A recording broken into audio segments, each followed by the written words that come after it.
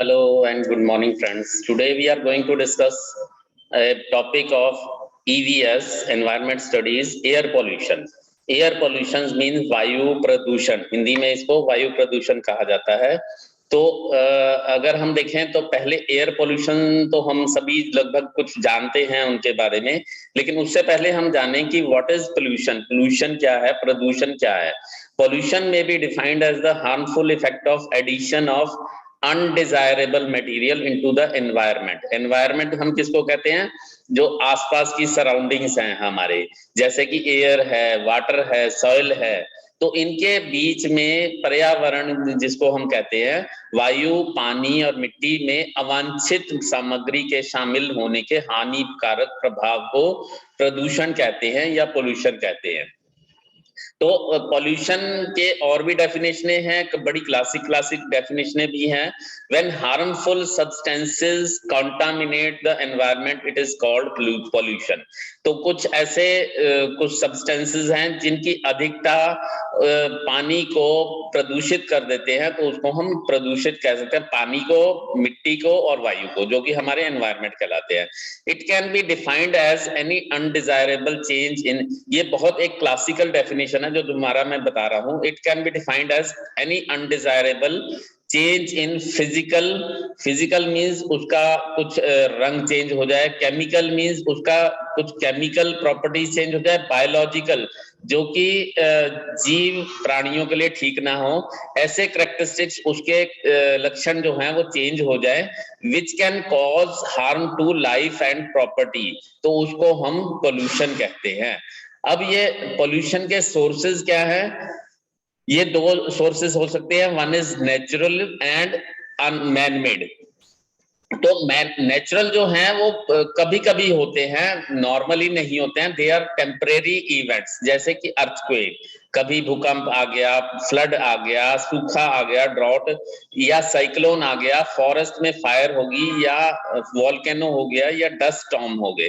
तो कुछ ऐसी चीजें हैं विच आर टेम्परेरी, कभी कभी होती हैं, दीज आर नेचुरल रिसोर्सेज।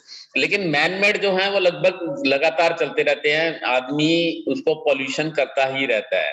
तो वो कौन कौन से हैं, इंडस्ट्रियलाइजेशन, जो हमारी इंडस्ट्री से प्रदूषण होता है, ऑटोमोबाइल, रिफाइनरी, क्रॉप बर्निंग, हम जो पराली जलाते हैं जिसको हम कहते हैं, न्यूक्लियर पावर प्लांट, या रेफ्रिजरेशन से भी क्लोरोफ्लोरोकार्बन पैदा होते हैं, वो भी पॉल्यूशन का कारण बनते हैं। इनको हम दोबारा भी स्टडी करेंगे। तो टाइप्स ऑफ पॉल्यूशन कौन कौन से हैं, अगर देखा जाए तो 7 तरह के हैं, बड़ी कैटेगरीज हैं। One is air pollution, water pollution, soil pollution, noise pollution, marine pollution, thermal pollution and nuclear pollution. हमारे सिलेबस में ज्यादातर ये 3 काउंट होते हैं, एयर पोल्यूशन, वाटर पोल्यूशन और सॉइल पोल्यूशन, पानी, वायु और मिट्टी का पोल्यूशन। इनको हम कहते हैं कि ये पोल्यूशन ज्यादा हमें इफेक्ट करते हैं। तो let us discuss about air pollution. Air pollution में पहले हम एयर को डिफाइन करें कि एयर होती क्या है। Air is a mixture of gases that surround us, हमारे आसपास जो एयर है, जो हमारे चारों तरफ होती है, that is known as air. We can not see, हम इसको देख नहीं पाते हैं, टेस्ट भी नहीं कर पाते हैं और इसको स्मेल भी नहीं। अगर हम प्योर एयर कहें, जो कि हमारी एक नेचुरल एयर है, तो ना हम इसको देख सकते हैं, ना इसका स्वाद ले सकते हैं, ना ही इसको खुशबू ले सकते हैं। Now, why pure air is important? Our body need air so that we can breathe. हमें सांस लेने की जरूरत है। हमें पता है कि उसमें ऑक्सीजन होती है जो कि हमें सांस लेने के लिए जरूरी होती है। It is important as food and water, and we cannot live without it. Now, why clean air is important? Just like food, the air can gets dirty. Something that makes the air dirty is called air pollution. हम पहले define कर चुके हैं कि कोई भी ऐसा pollutant जो कि उसको फिजिकली, केमिकली या बायोलॉजिकली यूज करने के अयोग्य बनाता है, नॉट यूजेबल बनाता है, तो उसको हम एयर पोल्यूशन कहते हैं। तो यहाँ पे आप देख पा रहे हैं कि कुछ कारें जा रही हैं, कुछ इंडस्ट्री जा रही हैं, हवाई जहाज जा रहा है, तो ये सभी धुआं छोड़ रहे हैं, ये एयर पोल्यूशन क्रिएट कर रहे हैं। नाउ व्हाट इज पॉल्यूटेंट, इसकी अलग से डेफिनेशन आती है। These are the agents which when added to environment cause to lower its quality, जो पर्यावरण में जोड़े जाने पर इसकी गुणवत्ता को कम करते हैं। या इसकी दूसरी डेफिनेशन है the substances which present in harmful concentration means इतनी ज्यादा concentration में होते हैं कि वो pollution का कारण बनते हैं। pollution मैंने पहले ही बता दिया कि वो biological, chemical और physical उसको changes कर देते हैं air में, तो उसको हम pollutant कहते हैं। अब pollutants की category इसकी बहुत सारी बना सकते हैं। natural है, area के हिसाब से natural में मैंने बता दिया volcano है, या फॉरेस्ट में आग लग जाए, जंगलों में आग लग जाए। एरिया सिटीज में इंडस्ट्री से है, गांव में लाइव स्टॉक या फर्टिलाइजर से भी हो सकता है। मोबाइल मींस जो चलते फिरती चीजों से है। स्टेशनरी कैटेगरी है, उसमें industry, power plant, sewage treatment, यहाँ से पॉल्यूटेंट की कैटेगरीज हम बना सकते हैं।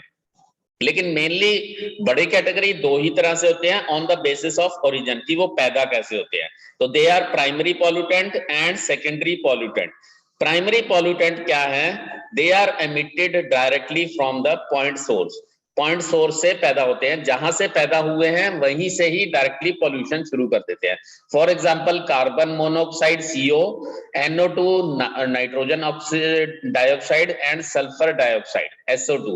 सेकेंडरी पॉल्यूटेंट क्या होते हैं? They are formed by interaction of primary pollutant.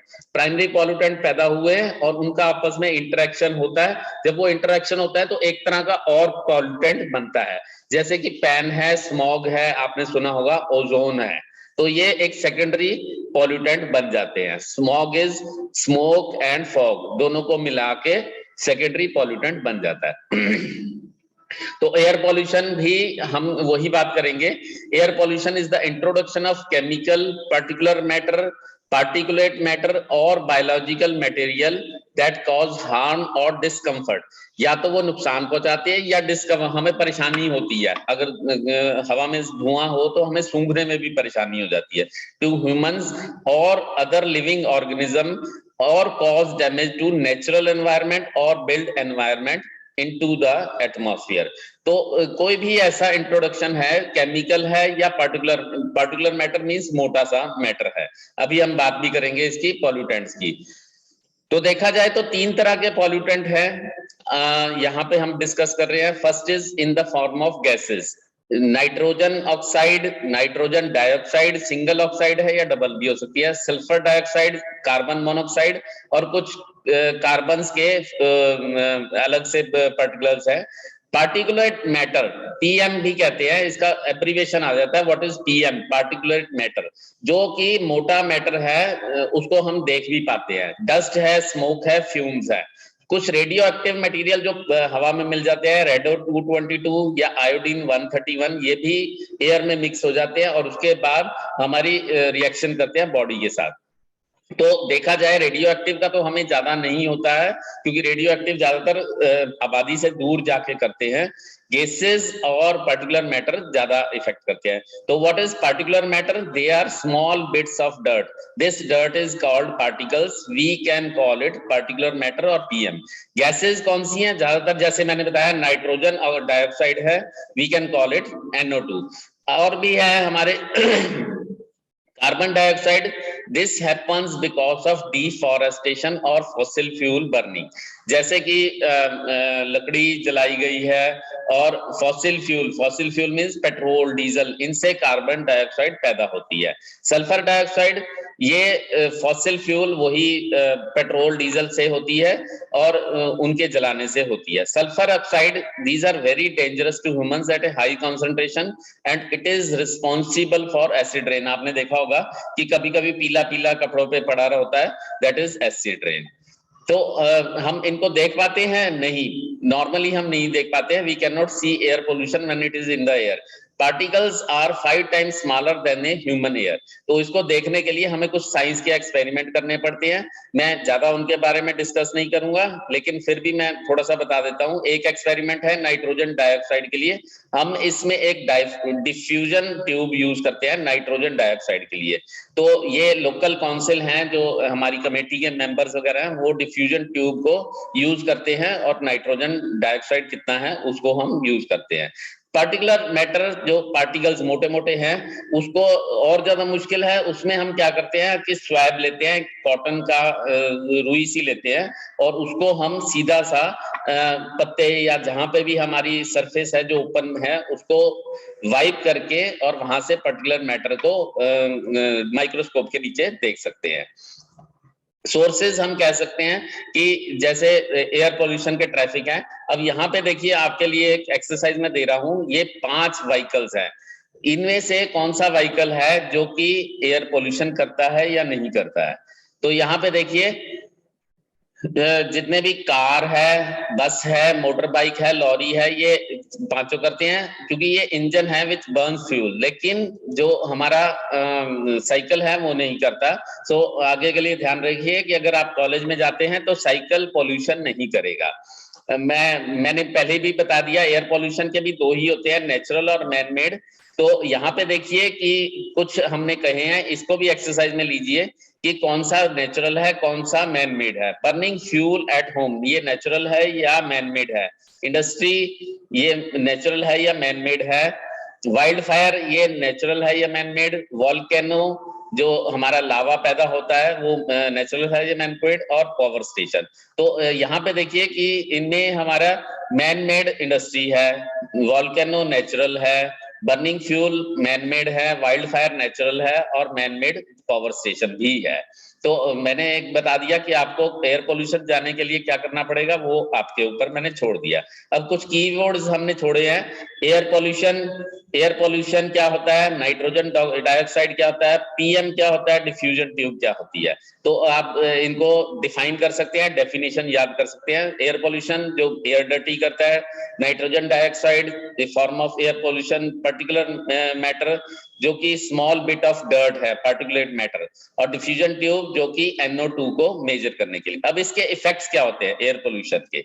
Air pollution के हम कैटेगराइज अगर करें तो हम इसको अलग अलग कैटेगरीज में करें और वही वाले हम सभी के लिए करें, एयर पोल्यूशन में भी, वाटर पोल्यूशन में भी और हमारी सैंड पोल्यूशन में भी। तो ये 5 कैटेगरी देख लेते हैं हम। Human health, animal, plant, material और एनवायरनमेंट को क्या फर्क पड़ता है। तो सबसे पहले तो इफेक्ट ह्यूमन हेल्थ पे आता है। मेन प्रॉब्लम्स आर रेस्पिरेटरी, हमें सांस लेने में तकलीफ होने लग जाती है। Irritation of eyes, nose and throat, आंखें जलने लग जाती हैं, नाक में से पानी आने और थ्रोट में खांसी आने लग जाती है। Headache, nausea and loss of coordination.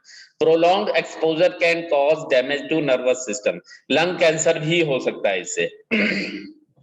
It lowers our resistance to cold and pneumonia, ठंड भी लगने लग जाती है। और एक और बात है, CO जो carbon monoxide has affinity towards HP which cause disturbance in transportation of oxygen.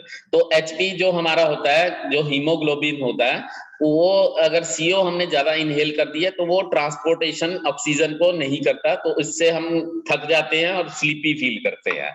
SO2 क्या है, SO2 in sulfur dioxide leads to disease of lung and other lung disorder, और क्रोनिक रेस्पिरेटरी डिजीज भी इससे होती हैं। तो human health की आप इनॉर्मस इसमें लिख सकते हैं। अगर आप 10 लिखना चाहें तो 10 भी लिख सकते हैं, 50 भी लिख सकते हैं।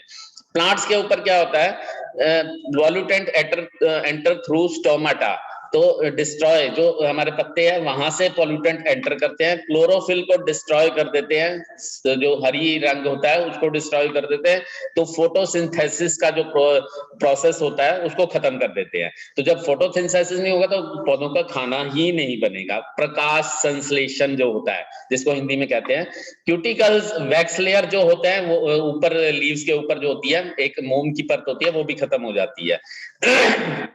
कुछ और चीजें हैं, इनको आप सिंपल शब्दों में समझ लीजिए, टेक्निकल वर्ड्स ना लिखिए। लेकिन लीफ का स्ट्रक्चर बिगड़ जाता है, क्लोरोफिल खत्म हो जाता है, ड्रॉपिंग ऑफ लीफ गिरने शुरू हो जाते हैं और पत्तियां नीचे की तरफ मुड़ने लग जाती हैं और अल्टीमेटली प्लांट की डेथ हो जाती है। यहाँ पे देखिए ये कुछ जैसे पत्तियां मुड़ रही हैं, ये पत्तियों के किनारे खराब हो रहे हैं और ये इसमें हरापन खत्म हो रहा है।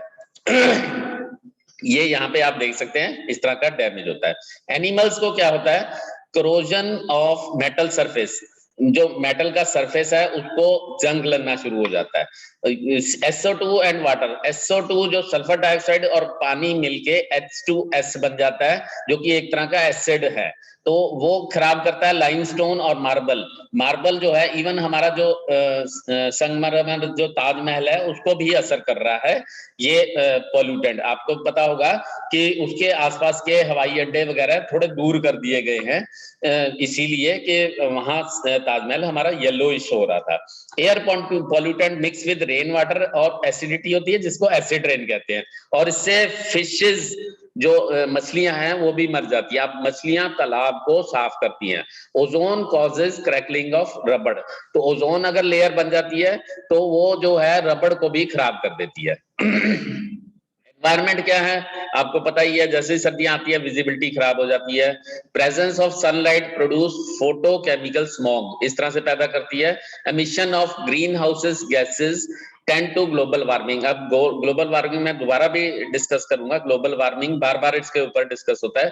CFC chlorofluorocarbons cause ozone depletion, ozone की लेयर को तोड़ देते हैं, डिप्लीट कर देते हैं, तोड़ देते हैं। तो CFC ये कहां से आते हैं वो भी हम अभी डिस्कस करेंगे। कंट्रोल कैसे करते हैं एयर पोल्यूशन को? Proper air pollution control devices कुछ लगानी चाहिए इंडस्ट्रीज में, क्योंकि वहां तो होना ही होना है, तो वहां कंट्रोल डिवाइसेस अभी उसके भी बारे में डिस्कस करेंगे, उसका क्वेश्चन अलग से आते हैं। लो सल्फर का कोयला यूज करना चाहिए। रेगुलरली इंजन को ट्यून अप करिए, जो आपका मोटरसाइकिल है, कार है, उसको ट्यून अप कीजिए। मास ट्रांसपोर्ट यूज कीजिए, बाइसिकल्स यूज कीजिए। लेस पॉल्यूटिंग फ्यूल्स यूज कीजिए।